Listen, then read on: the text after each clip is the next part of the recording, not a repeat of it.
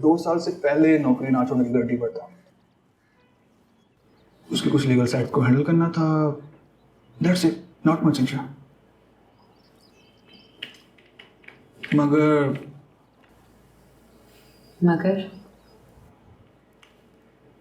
मगर ये सब हो जाने के बाद उसने मुझसे ये कहा कि मैं तुम्हें ना बताऊं।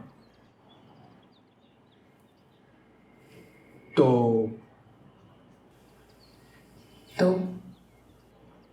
मैं सोच रहा था कि तुम्हें बता दूं। काफी देर लगा दी सोचने में।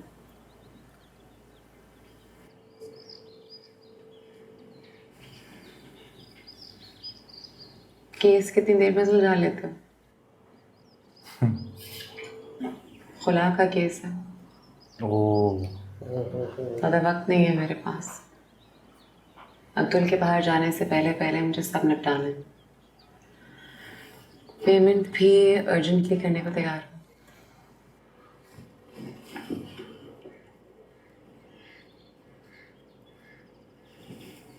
हो जाएगा ना? ये तो कर लोगे।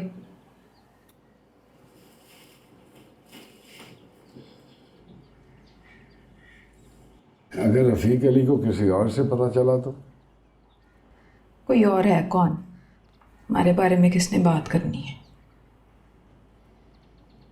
मीरा बिल्कुल अपने प्यो पे गई है। सबको मुसीबत में डाल के ना बड़ा राजी रहता है। आधी जिंदगी मेरी कोयलों पे खड़ा कर दिया मुझे। अब मीरा की बारी है। उसने तो मेरा तन साड़ा था। इसने तो लगता है मेरी रूह को फाड़ दिया, सुआ कर दिया।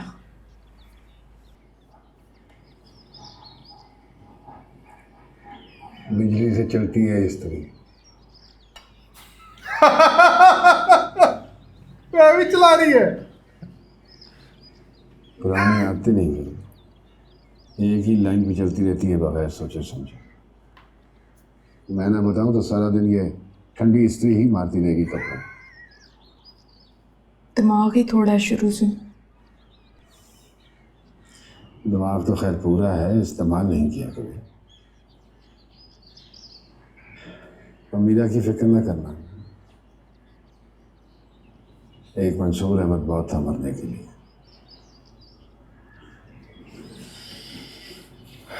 कुछ नहीं होने दूंगा मैं उसे। अब ये इसके हाथ में है, कैसे उससे डिस्टेंस मेंटेन करे, कैसे उसको माइंड सही लेकर आए। गलती हो गई। आने नहीं चाहिए था, गलती हो गई। वो बेचारी करे जा रही तब नहीं बहुत में बताया।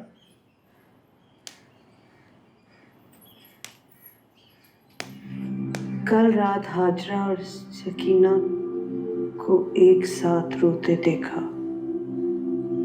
अमीरा के लिए, खुद उनके लिए। कल रात जब वो एक दूसरे का गम बांट रही थी तो मलकवाल का मकसूद अहमद अपने पछतावों, दुखों और दर्द के साथ अकेला था। सोचता हूँ अगर मकसूद अहमद उस वक्त हाजरा को पुकारता तो क्या वो चली आती?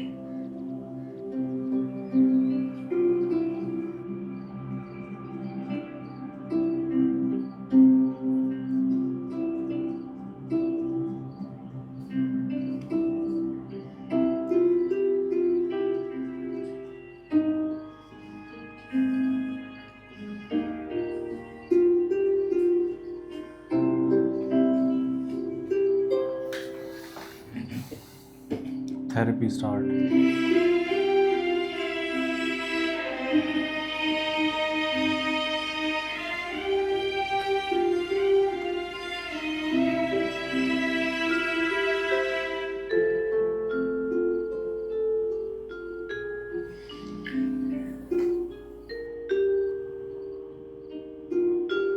जब मैंने पहली मर्तबा तुम्हें देखा था ना,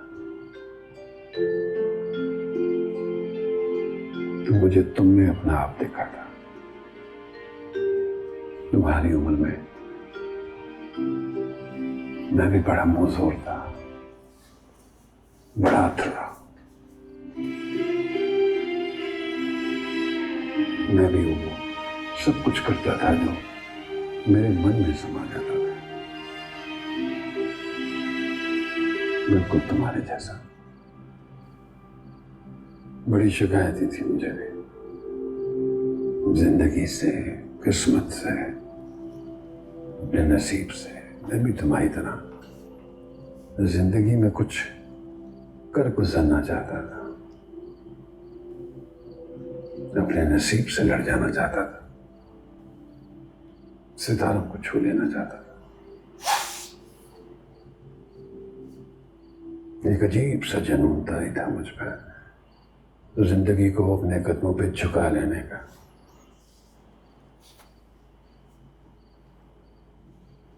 मैं और सब कुछ हासिल कर लेना चाहता था जो मुझे पसंद था,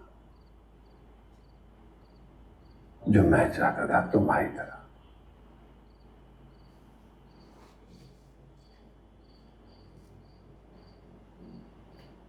सच कहूं तो आगे बढ़ने के जुनून में मुझे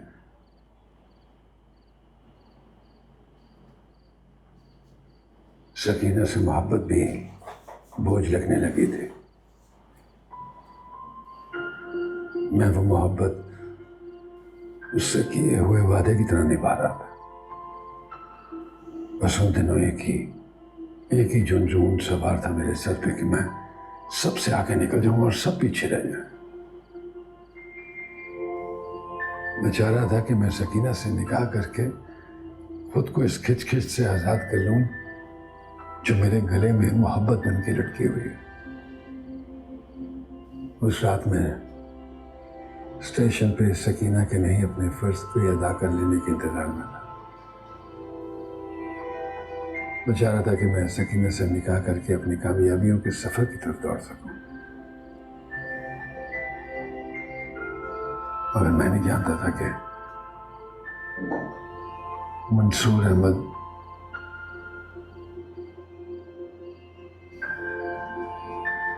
उस रात अगर मंसूर अहमद ना मरता तो शायद मैं सारी उम्र सितारों के पीछे दौड़ता रहता। सब पीछे रह जाते और मैं भी खुद से पीछे रह जाता। मंसूर अहमद की मौत ने मुझे जिंदगी के उसी मोड़ पे रोक लिया। मैं आज भी वहीं खड़ा हूं, उसी स्टेशन पर, उसी बरकत के दरख्त के नीचे। ना आगे जा सकता हूं, ना पीछे हट सकता हूं।